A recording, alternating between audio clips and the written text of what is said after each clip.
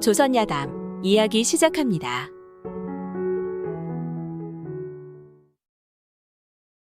옛날 옛적 어느 고을에 대대로 명망 높은 양반집이 있었습니다.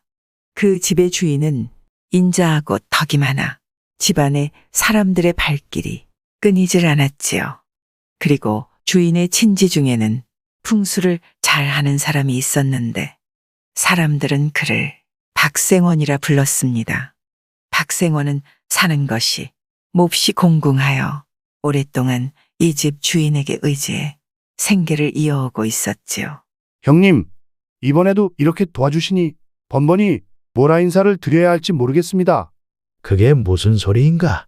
내 자네에게 인사나 받자고 주는 돈이 아니니 걱정하지 말게. 그리고 자네가 이리 힘들게 사는데 내 어찌 두 발을 뻗고 잠을 자겠는가? 고맙습니다. 박생원은 주인에게 찾아와 매번 돈을 얻어가면서 코가 땅에 닿을 정도로 매번 고맙다 인사하고 이번이 마지막이라 다짐하였지만 세상 사는 게 어디 그렇습니까? 한 번 손을 벌리기가 어렵지. 그 다음에는 자꾸 손을 벌리게 되는 것이 인지상정 아니겠습니까? 그런데 어느 해 주인이 병이 들어 곧 죽을 지경에 이르자 아들들에게 말했지요. 내가 죽고 나서 박생원을 찾아가 맷자리를 구해달라 하면 반드시 나를 위해 명당을 골라줄 게다. 주인은 그렇게 말을 마치고 저 세상으로 떠나고 말았습니다. 그리고 성복하는 날이 다가오자 그의 아들 셋 중 큰아들이 말했지요. 아버지가 남기신 말씀이 박생원에게 맷자리를 부탁하라 하셨으니 내 지금 가서 부탁을 하고 오겠다. 큰아들은 말과 안장을 갖추고 박생원에게 달려가서는 임종 직전 아버지의 말씀을 전하고는 함께 가서 맷자리를 구하자고 청하였지요. 이렇게 와서 청하지 않더라도 내 이미 자네 아버지 조상 소식을 들었으니 어찌 가서 맷자리를 구해주지 않을 수 있겠나? 그러나 오늘은 사정이 있어 몸을 일으킬 수가 없네. 내일 내가 혼자 가보겠네. 네, 꼭 좀 부탁드리겠습니다. 걱정하지 말고 조심히 돌아가게. 큰아들은 박생원에게 두 번, 세 번 다짐을 받고 집으로 돌아갔습니다. 하지만 다음 날 아침부터 형제들은 박생원을 눈이 빠지게 기다렸으나 저녁이 되도록 박생원은 나타나지 않았습니다. 형제들은 조금 실망하였지만 돌아가신 아버지의 유언이니 다음 날 동생을 시켜서 다시 말을 타고 가보게 하였습니다. 내 급한 사정이 있어 도무지 가볼 수가 없었네. 내일은 꼭 가볼 것이니 걱정하지 말게. 박생원의 말은 전과 같았지요. 형제들은 하는 수 없이 다음 날을 기다렸지요. 그러나 박생원은 또 전날과 같이 나타나지 않았습니다. 다음 날 막내 동생이 가서 청해도 박생원은 전날과 같이 다짐할 뿐 끝내 오지 않았지요. 이에 삼형제는 분통을 터뜨리고 욕설을 하며 말했습니다. 그 사람의 뼈는 그의 아버지가 만들어 주었지만 살은 우리 집에서 붙여준 것이다. 천하에 이같이 의리 없고 막대 먹은 인간이 어디 있을까? 맞습니다, 형님. 이제는 더는 청하지 마시지요. 서둘러 다른 직원을 불러다 맷자리를 잡아야 할 것 같습니다. 때마침 이 집에는 젊은 종이 하나 있었는데 평소 성품이 어리석고 게을러 집안 사람들 누구도 그에게는 어떤 일도 맡기지 않았지요. 그의 이름은 덕배였는데 집안 사람들 모두 그를 따돌리니 아침 저녁으로 주인이 먹고 남은 밥을 먹고 계절에 맞는 옷도 입지 못하는 처지였습니다. 거기에 밤에는 방에 들어가 자는 것도 허락받지 못해 매일 붓두막 옆에서 잠을 잤으니 갈수록 더욱 남노하고 더러워 사람으로 쳐주지도 않았지요. 그런데 덕배가 때마침 마루 아래에 있다가 주인 형제들이 박생원을 욕하는 말을 듣고는 자청하며 말했습니다. 소인이 가서 모셔오겠습니다. 그 말에 형제 중 큰 형이 버럭 화를 내며 크게 꾸짖었죠. 우리 세 사람이 연이어 가서 간곡히 청해도 오지 않은 사람인데 내가 어찌 청해서 오게 할 수 있단 말이냐? 소인이 가면 반드시 청할 수 있습니다. 덕배가 물러서지 않고 당당히 청하니 막내 동생이 형들에게 말했지요. 저 종이 가서 청을 한다면 그 사람도 욕을 보게 되는 셈입니다. 그냥 한번 보내보시지요. 어차피 이제는 와도 그만, 안 와도 그만이니 말입니다. 형들은 막내 동생의 말에 옳다하여 덕배의 말을 허락해 주었지요. 평소 덕배는 작은 쇠를 갈아 뾰족한 칼을 만들어서는 항상 주머니 속에 넣고 다녔습니다. 그런 덕배가 좋은 안장을 올린 말을 끌고서 박생원의 집을 찾아갔는데 그 집 문에다 말을 메어두고 문 안으로 들어가 박생원을 불렀지요. 생원어른 계십니까? 어디서 왔는가? 안골에서 왔습니다. 박생원이 그 말을 듣고 방문을 열고 덕배의 생김새를 살펴보니 전부터 삼형제의 집에서 익히 보던 종 아니겠습니까? 무엇 때문에 왔는가? 생원님께 청을 하러 왔습죠. 그 소리에 박생원이 크게 화를 내며 말했지요. 아니, 청을 하려는 사람이 하찮은 종을 보내 나에게 청을 한단 말인가? 난 절대 갈 수 없다. 그 소리에 덕배가 박생원의 방문 앞으로 다가가 말했습니다. 제발 가십시다. 뭐라 이놈아? 어디서 감히? 박생원은 더욱 심하게 욕을 하고는 방문을 닫고 나오질 않았습니다. 덕배가 그래도 지지 않고 또 여러 차례 청을 했는데도 박생원은 꿈쩍도 하지 않았지요. 이에 덕배가 방문을 열고 들어가 박생원의 면상을 발로 차더니 쓰러진 박생원의 가슴팍에 걸터 앉아서는 왼손으로 그의 목을 누르고 오른손으로는 주머니 칼을 꺼내 찌르는 신용을 하며 크게 꾸짖었습니다. 너의 살가죽과 뼈는 내 부모가 주신 것이라 할지라도 살은 모두 우리 주인댁이 붙여준 것이다. 배은망덕이 어찌 이와 같을 수 있느냐? 너 같은 놈은 죽여도 아까울 것 없다. 박생원이 덕배를 밀쳐내고 일어나 보려 했지만 무겁기가 태산 같아 움직일 수 없었죠. 이러다 죽을 수도 있을 것 같아 몹시 두렵고 겁이 나서 박생원이 사정하듯 말했습니다. 자네 정성이 이와 같으니 내 어찌 안 가보겠는가? 가세. 그 소리에 덕배가 일어나 칼을 주머니에 집어넣었지요. 그러고는 말을 끌고 와서 박생원을 태우고 길을 나섰습니다. 박생원은 아무 소리도 못하고 말에 올라 끌려가듯 갔지요. 그렇게 두 사람이 길을 가는데 길가에 장사 지내는 사람이 있었는데 덕배가 박생원에게 물었습니다. 저 묘지는 어떻습니까? 뭐 그럭저럭 쓸만하구나. 생원님은 대체 뭘 안단 말입니까? 맷자리로는 비록 좋지만 지금 조상의 묘 윗자리에 자손의 묘를 쓰고 있으니 흉하기 그지없습니다. 어찌 가서 그걸 말해주지 않습니까? 내가 그걸 어찌 아는가? 일단 가보면 알 수 있습니다. 이는 집안의 큰일이니 어서 가서 구해준다면 그 또한 좋은 일 아니겠습니까? 덕배는 박생원이 탄 말의 고삐를 잡아당겨 산 위로 올랐습니다. 이미 박생원은 덕배에게 겁을 먹은 터라 아무 소리도 하지 못하고 산으로 올라 상주에게 조문했지요. 하지만 조상의 맷자리에 자손의 묘를 쓰고 있다는 말만은 차마 입에서 떨어지질 않았습니다. 그때 덕배가 박생원의 옆구리를 찌르자 박생원은 하는 수 없이 상주에게 지금 쓰는 맷자리 아래에 조상의 관이 안치되어 있다 말해 주었지요. 상주는 그 소리에 매우 놀라며 반신반의하였으나 박생원이 힘주어 말하니 지금 맷자리 아래를 파보고는 깜짝 놀랐습니다. 과연 먼저 묻은 조상의 관이 땅속에서 밀려 내려왔는지 지금 판 구덩이 아래에 있질 않겠습니까? 상주는 즉시 새 무덤 구덩이를 파서 장사를 지내게 하였고 그 은덕에 크게 감사하며 한사코 붙잡았지만 박생원은 갈 길이 매우 바빠 머물 수 없다며 하산했습니다. 그리고 한참을 가 삼형제의 집에 가까워지자 덕배가 박생원에게 물었습니다. 장지는 어느 곳에다 정하려 합니까? 그야 집 뒤쪽이 쓸만하지. 절대 안 됩니다. 집 앞에 큰 연못이 있습니다. 그 연못 안에 있는 작은 섬으로 정하는 게 좋습니다. 연못의 물은 어떡할 텐가? 아무튼 그곳으로 정하세요.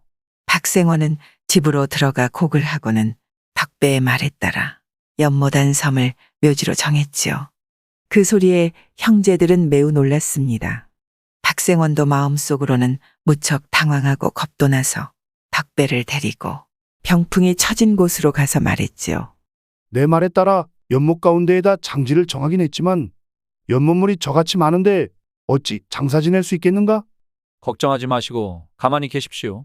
그리고 장사 치를 날이 다가왔습니다.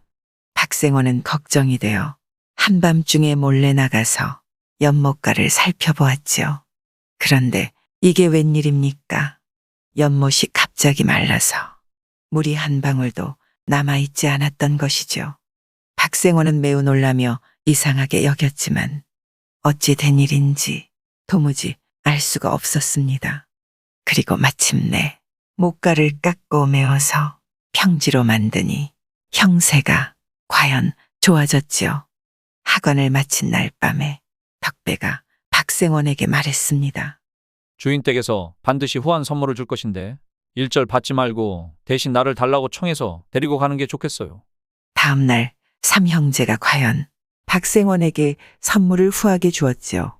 박생원은 그 많은 선물이 탐이 났지만 흘낏 덕배의 눈치를 보며 입맛만 다시다 모두 거절하고 그 집의 종인 덕배를 달라고만 했습니다. 형제들은 평소 게으르고 일을 하지 않는 덕배를 처리하기 어려웠는데 마침 그 말을 듣고는 허락하지 않을 이유가 없었죠. 이리하여 박생원은 덕배를 데리고 돌아갔습니다. 그리고 가는 길에 덕배가 박생원에게 말했지요. 이제부터 남에게 장지를 정해줄 때는 반드시 나와 함께 가요. 내가 말을 채찍질하다 갑자기 발을 멈추게 하는 곳에 무덤 자리를 정하도록 하세요. 박생원은 그날부터 그 말에 따랐습니다. 그리고 가는 곳마다 덕배의 말대로 하니 얼마 지나지 않아 큰 복이 찾아왔지요. 박생원은 가는 곳마다 큰 대접을 받았고 수입도 많아 머지않아 큰 부자가 되었습니다. 그런데 하루는 덕배가 갑작스럽게 작별을 고했죠. 박생원이 깜짝 놀라 물었습니다. 내가 우리 집에 온 지 10년이나 되었다. 정이 매우 두터워졌는데 오늘 이렇게 이유도 말하지 않고 떠나간다니 무슨 까닭이냐? 지금은 갈 곳이 있어 더는 여기에 머물러 있을 수 없을 것 같습니다. 생호님이 죽기 전에 다시 와서 장지를 정해드리겠습니다. 덕배는 그렇게 말하고 떠났습니다. 그리고 10여 년이 지난 어느 날 문득 덕배가 다시 찾아와 말했지요. 생호님, 죽을 날이 얼마 남지 않아 생호님의 장지를 정해드리러 왔습니다. 덕배는 이제는 늙은 박생원을 이끌고 멀지 않은 곳으로 가서 사방의 산을 가리키며 말했습니다. 이쪽은 청룡이 되고 저쪽은 백호가 됩니다.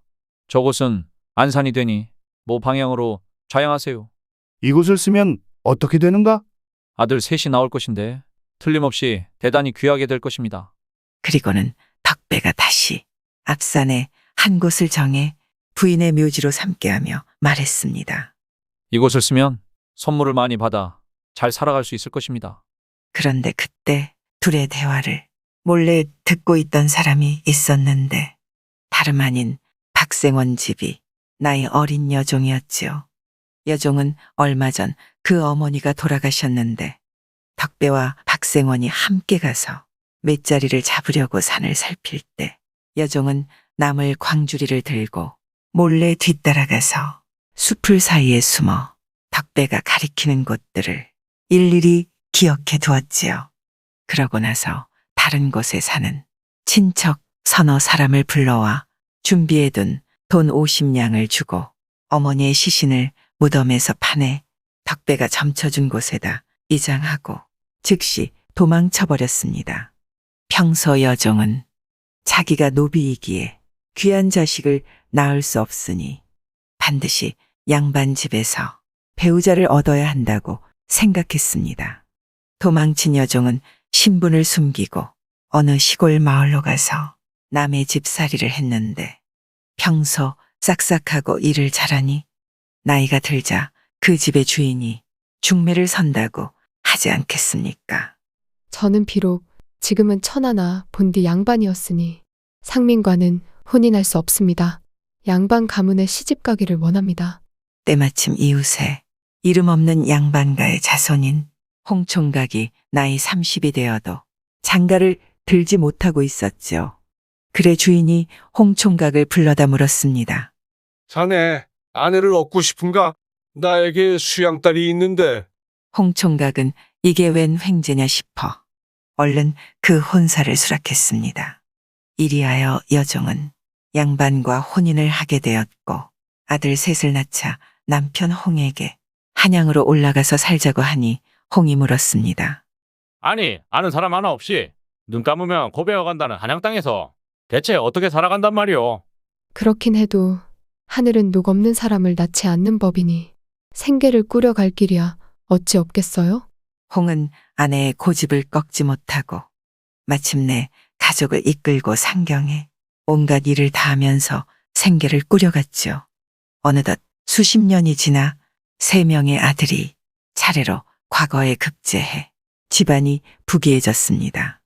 그리고 어느 날 밤이 깊어지자 이제는 늙은 홍의 아내가 종들을 모두 물러나게 하고 세 아들을 불러서 집안 내력을 일러주었지요. 사실 나는 시골 아무개 양반의 종이었단다. 그 사실을 숨기고 산 것이 참으로 부끄럽구나. 그런데 이날 밤 도둑이 집안에 들어와 주인이 잠들기를 기다리며 창밖에서 귀를 기울이고 있었죠. 마침 이 말을 듣고서 도둑은 생각했습니다. 자잘한 물건을 훔쳐가는 것보다 차라리 옛 주인 집에 알리는 게 낫겠다. 추노를 하게 하여 소득의 절반을 얻어먹자.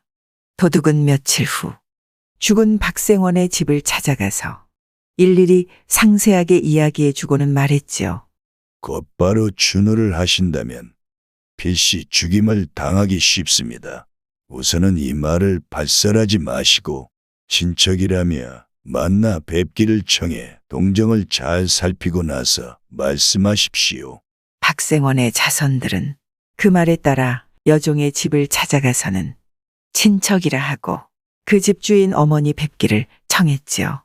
그런데 이제는 늙은 여종도 첫눈에 옛 주인의 아들을 알아보았습니다. 늙은 여종은 짐짓 기뻐하는 체하며 곧바로 불러 말했지요. 우리 오라버니 그동안 어디 계시다가 오시는 겁니까? 그러고는 후하게 대접하고 아들들을 불러서 절을 올리도록 했고 며칠 머물게 하고 물건들을 푸짐하게 주어 보냈지요. 애당초 박생원이 죽고 그 아들들이 덕배가 점지해 준 곳에다 박생원을 매장하려 했지만 어떤 사람이 먼저 매장을 하고 봉분을 우뚝 세워놓았기에 어쩔 수 없이 점지해 준 앞산에다 장사를 지냈습니다. 그런데 박생원의 자식들 대해서 재산은 점점 줄어 형편이 그리 넉넉하지는 못하였지요. 그런데 덕배의 말처럼 도망친 여종을 만나 많은 선물을 받았으니 덕배가 참으로 명직원이었나 봅니다. 구독과 좋아요와 함께 오늘도 좋은 날 되세요.